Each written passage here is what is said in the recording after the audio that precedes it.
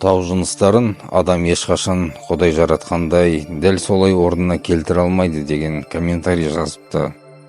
Иә, мен сізбен келісемін.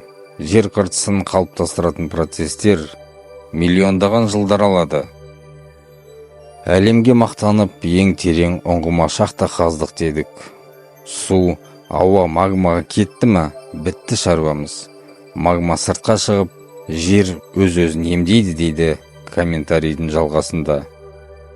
Бұл жерде қателесесіз, адамдар жете алған тереңдік жер қыртысының 1/4 ғана. Ең терең Кольскіде бұрғылау скважинасы 12,3 километр. Ол мантияның шекарасына дейін жете алмайды. Себебі магма 30-дан 200 километрге дейінгі тереңдікте орналасқан.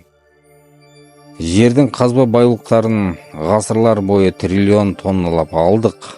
Терең карьера шахта істедік деп жалғастырыпты комментарийде.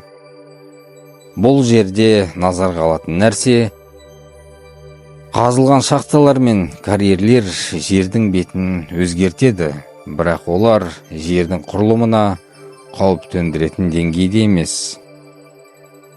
Алайда соңғы жылдары магманың көтерілу жылдамдығы артты. Оның бір себебі планетаның 12.000 жылдық циклге кіруі дейді аллатыра ғалымдары. Толығырақ ақпаратты YouTube-тағы дүниежүзілік дағдарыс шығатын жол бар деген халықаралық форумнан көре аласыздар.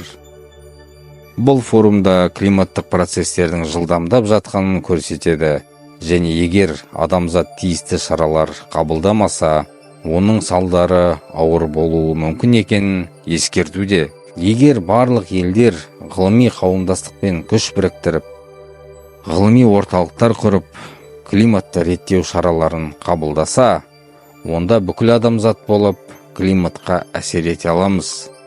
Яғни апаттарды баяулатып, оның әсерін азайта аламыз. Ең бастысы мәселені түсіну және бірлесіп әрекет ету керекпіз. Сіз дайынсыз ба бірігуге?